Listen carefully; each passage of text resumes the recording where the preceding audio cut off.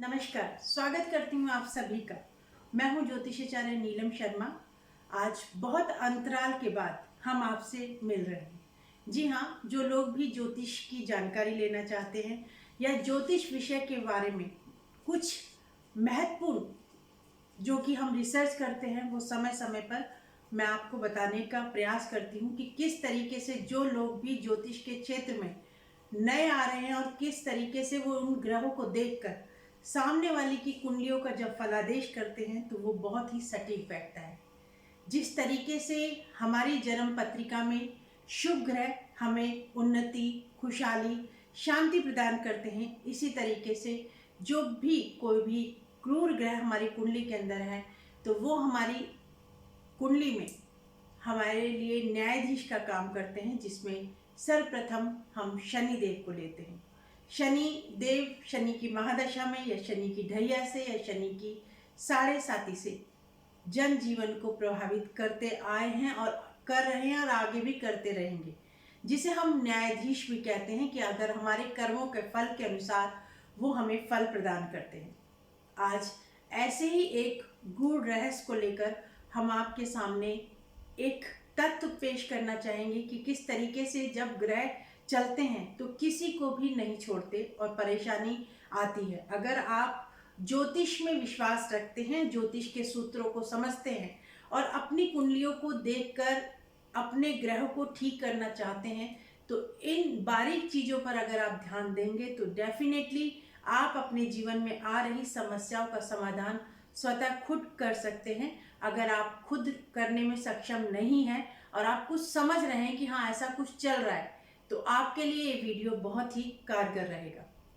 जिस तरीके से आप कहीं पर भी किसी ज्योतिषाचार्य के पास जाते हैं और वो आपसे कहता है कि आपकी कुंडली के अंदर शनि की साढ़े साती चल रही है,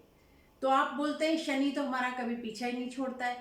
सारी जिंदगी हम तो यही सुनते आ रहे हैं कि शनि चल रहा है। जी हाँ, शनि की महादशा सबसे बड़ी होती है और शनि 19 साल तक अपनी महादशा चलती है।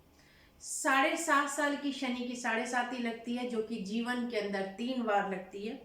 और ढैया भी लगती है। तो आप सोचिए कि अगर हमने कोई कर्म किए हैं, पिछले जन्म में किए हैं, क्योंकि सनातन धर्म पूर्ण जन्म को मानता है, पुनर्जन्म को मानता है कि हमने पिछले जन्म के कर्मों के आधार पर ये जन्म पत्रिका पाई है और आज जो हम कर्म करेंगे, पिछले कर्म को कुछ काटेंगे और कुछ नया ऐड करेंगे। इस तरीके की हमारी धारणा चलती है और ज्योतिष इसको पर पूर्ण विश्वास करता है।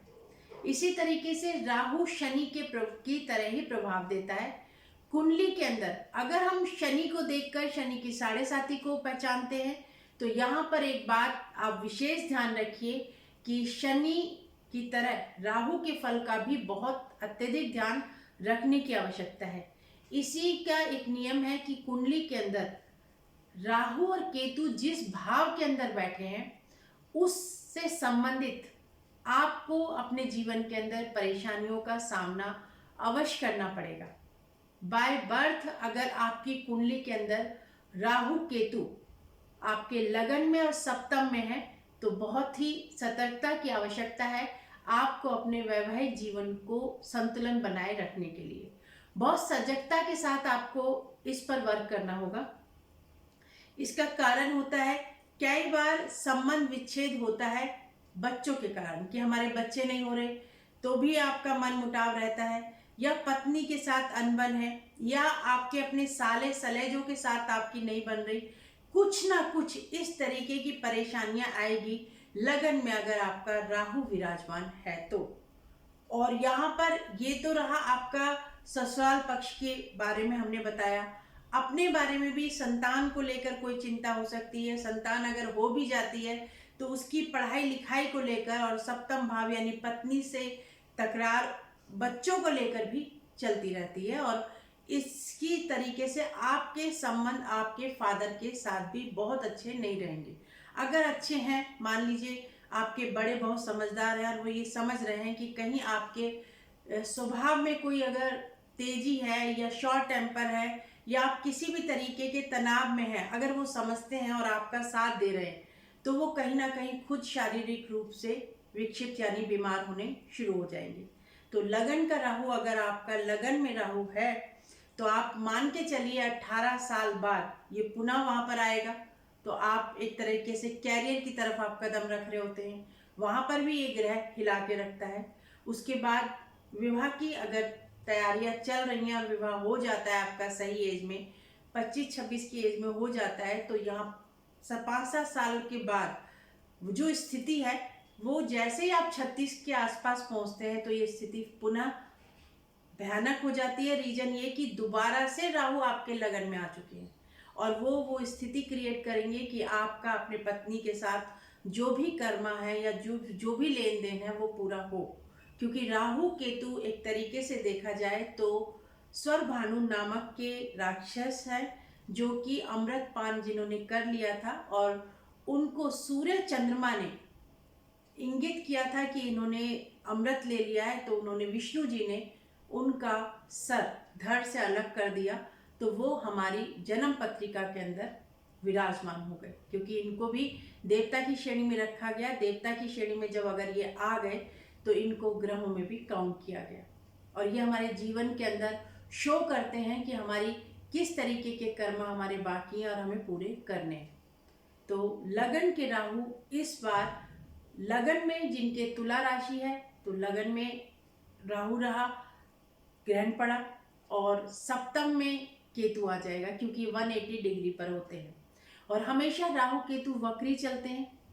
और सूर्य और चंद्रमा हमेशा मार्गी चलते हैं। तो जब कोई चीज़ उल्टी तरफ से आ रही है और दूसरी तरफ से आ रही है तो एक टकराव होता है, या कहा जाए कि अगर उनका मुंह है तो उसके अंदर वो प्रवेश करते हुए दिखाई पड़ते हैं, जो कि हमारे शास्त्रों के अंदर है कि ग्रहण लगा यानी कि ग्रास कर लिया,